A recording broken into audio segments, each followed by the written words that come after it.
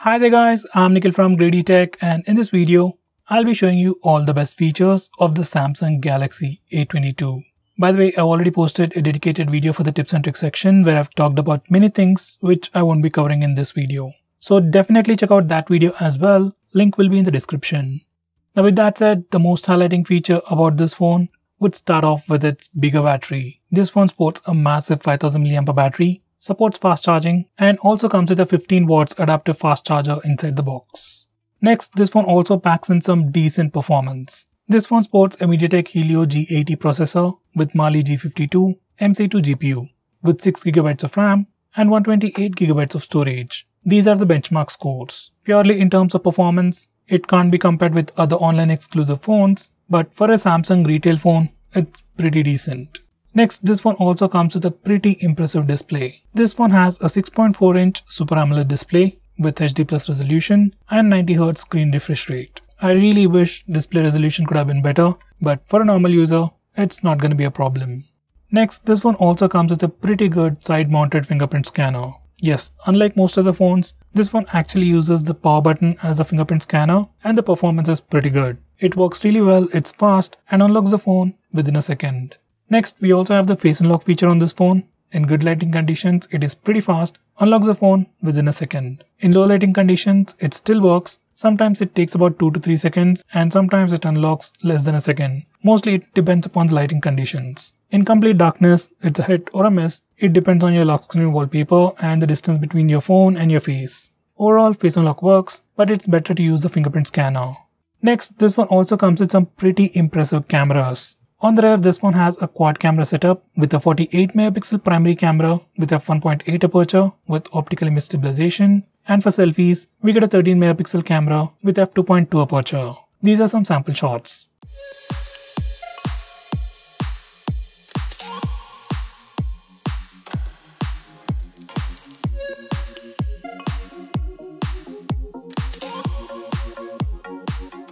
Next, we have 48MP mode. Even though this phone comes with a 48 megapixel camera, by default whenever you take a picture, it compresses the image using pixel binning. So if you want a 48 megapixel picture, you need to use this dedicated 48MP mode.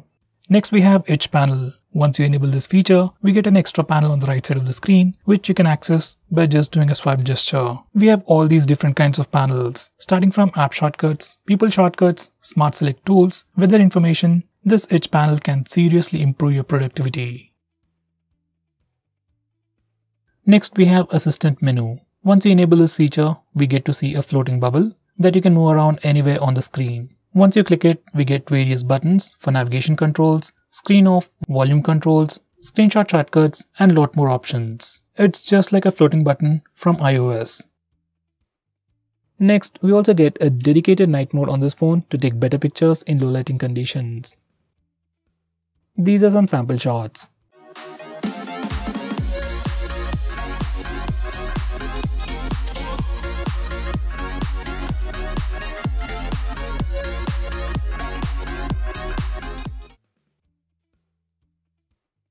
Next we have macro shot. This is a new feature that's being added on the recent Samsung phones, and obviously with this mode we can take some pretty great looking macro shots. These are some sample shots.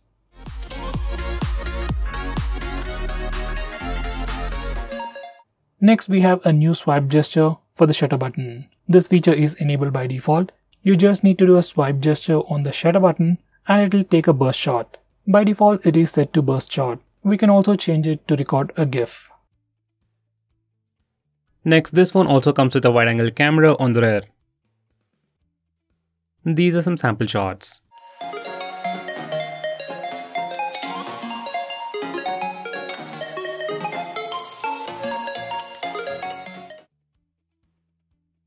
Next we have live focus mode. This is another fancy name for rear camera portrait mode on Samsung phones. Unlike on other phones, on this phone, you can actually change the amount of background blur effect you want before taking a picture. These are some sample shots.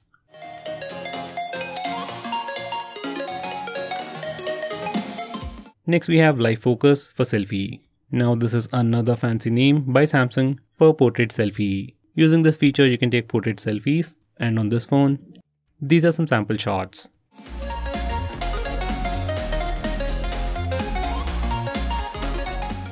Next we have wide angle selfie.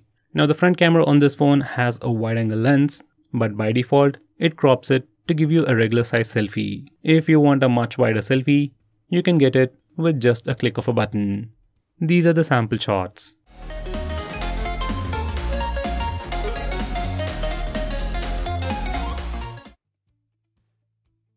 Next we have AR emoji, which is Samsung's version of Apple's Animoji. First you need to create AR emoji by taking a picture of yourself. Then you can customize it according to your preference. You can change the skin tone, hairstyle, beard style.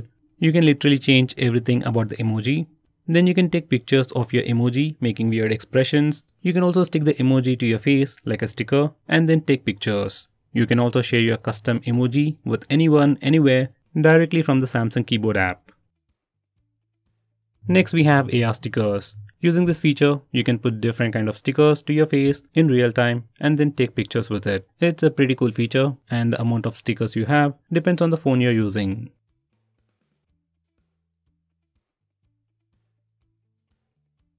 Next, this phone also offers electronic image stabilization while recording video.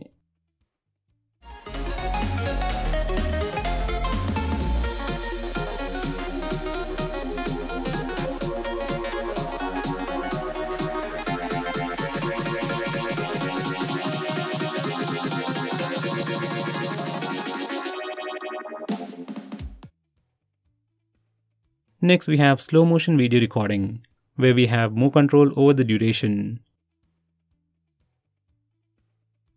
Next we have HYPERLAPSE, which is just a Samsung name for time-lapse. Next we have Scene Optimizer. It's like AI mode for Samsung phones. It is enabled by default all the time and you can disable it very easily by a click of a button. This feature intelligently detects the scene and optimizes each shot to give you picture perfect composition. Next we have Samsung Pay Mini, which is a mini version or a stripped down version of Samsung Pay. It is more like a small application that links your MobiKwik, Paytm, FreeCharge accounts along with your bank accounts and helps you make some payments. I wouldn't recommend you using this app, but you can give it a try. Next we have Always On Display, and just like the name suggests, once you enable this feature, display of your phone is always on even when you lock your phone. It will display time, date and notification icons. You can keep it always on or turn it on only at a specific time. You can double tap the notification icon to open it, double tap on the clock to go through different face widgets. You can even control the music player from the Always On display. You can also change the clock style, add new widgets and customize it more. As this phone comes with an AMOLED display, it won't affect the battery life and you get a very cool look. Next we have swipe gestures. Now once you enable the swipe gestures from the navigation bar settings, you can just swipe from the bottom of the screen to go home, swipe and hold for recent tabs. You can swipe from the left side of the screen or the right side of the screen to go back a step. For Google Assistant, you can swipe from the bottom left corner or bottom right corner diagonally and it will trigger Google Assistant. Next we have split screen mode. To open any application in split screen mode, you need to first open that application, go to the recent apps page, click on the app icon and select open in split screen. Then that application will open in a split screen and you can select the secondary application from your recent apps, or you can go to the home screen and select the secondary application from there. You can find this feature on all Android phones and this is how you can use it on this phone. Next we have pop-up view, which opens an application in a floating window. Opening an app in pop-up view is similar to split screen mode. Once you open an application in a pop-up view, you can change its transparency, make it a bit transparent. You can minimize it to a floating bubble, just like Facebook chat heads, maximize it or even close it. I would recommend you not to use this feature as it is resource intensive. Next we have night mode. This is one of my favorite features on this phone. Once you enable it, most of the UI elements change color from light to dark or black. You can just turn it on from the notification toggles or schedule it to turn on and turn off automatically at a specific time. Using this mode strains your eyes less at night, saves battery and definitely looks pretty cool because of the AMOLED display. Now going on next, we have palm swipe to capture. Now before I show you what this feature does, let me show you how to take a normal screenshot. For that, simply press the volume down and power button both at the same time. Once you do that, your phone will take a screenshot. Now for some reason, if you're not able to do that and want an easy way, you can enable this feature called palm swipe to capture. Once you enable this feature, you can simply swipe the display of your phone with your palm, left or right, to take a screenshot. Sometimes it doesn't work, but most of the time, it works without any problems. Next we have Smart Alert. Once you enable this feature, every time you pick up your phone will vibrate if you have a missed call or a message. Next we have Easy Mute. Once you enable this feature, you can easily mute incoming calls or alarms by placing your hand on your phone or by turning your phone face down. Next we have One-Handed Mode. Now once you enable this feature and swipe from the bottom left or right corner of the screen size will shrink, your phone will become much more usable with a single hand. Once you're in this mode, you can click the arrow button to switch the screen left side or right side and click in an empty area to go full screen. If you don't like the gesture, you can select the second option. You just need to double tap the home button to trigger one-handed mode. Considering the huge screen size of this phone, if you want something much more accessible, you can try out this mode. Next we have Lift to Wake. Now this feature is self-explanatory. Once you enable this feature, you can simply lift your phone to wake it up. This can be quite useful if you are using Face Unlock feature. You just need to raise your phone, it'll see your face and then unlock your phone. Next we have Double Tap to Wake. Once again, even this feature is self-explanatory. You can double tap the screen to wake it up. So once you enable this feature, just lock your phone and double tap the screen. It wakes up the screen, and if you're using Face Unlock, once again it sees your face and unlocks the phone immediately. Next we have Smart Stay. Once you enable this feature, your phone's display will stay on as long as you're using it. This is a really useful feature for people who read a lot on your phone. Let's say you're reading an article or a book on your phone, then the display won't turn off at screen timeout. Next we have Smart Capture. Now this is a very common feature found on many other phones, but this feature is only available on the high-end phones on Samsung. Now once you enable this feature, every time you take a screenshot, you get additional options to take a longer screenshot or edit a screenshot before saving it. Just in case if you can't find this feature on your phone, make sure you have Smart Capture option in additional settings. Next we have Digital Wellbeing. Now this is actually a feature from Google, so it should be on all the Android phones. Now this feature will record all your activity on your phone, like how long you're using your phone, which apps you're using a lot, and how many times you have opened a particular application. So this feature gives you all that information, and you can see which apps you open frequently and which apps you're addicted to. You can also restrict app usage by using this feature. Next we have Wind Down. Now this feature is built into the Digital Wellbeing application, but it has its own unique features. Now this feature Wind Down will help you sleep quickly at night. You can turn it on manually or schedule it to automatically turn on at a specific time. Once you set it up and it's turned on, it changes the screen to grayscale, that's black and white, and blocks notification. It can also turn on Do Not Disturb mode, so you won't be disturbed with annoying notifications. Next we have Flash Notifications. Once you enable this feature, every time you get a notification or a call, flashlight blinks to give you a visual indication. It's good when you need it, but it can be quite annoying. Next we have Auto Call Recording. Now this feature allows you to record calls automatically on your phone, whether you get a call or make a call. You can enable this feature from the phone dialer settings. Now going on next, we have the option to change the font on this phone.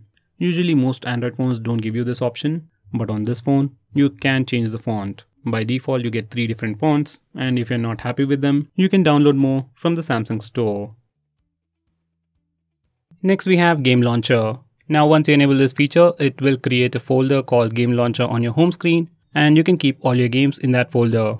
Now from this interface, you can change your performance mode. You can set it to balanced, power saver, or even high performance. So once you set up your power profile, every time you open a game, your phone will automatically switch to that power profile.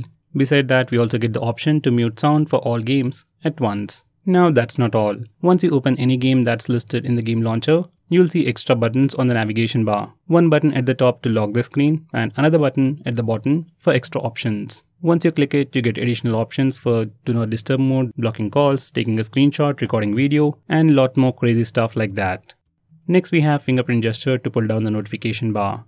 Once you enable this feature, you can do a swipe down gesture on the fingerprint scanner to pull down the notification bar. You can swipe it again to pull down the notification toggles, and finally you can swipe it up to send it back. This is a really handy feature. Now going on next, we have swipe to call or send message.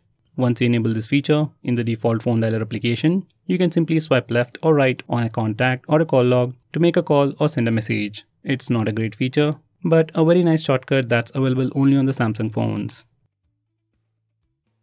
Next we have Dual Messenger, which is like dual apps for Samsung.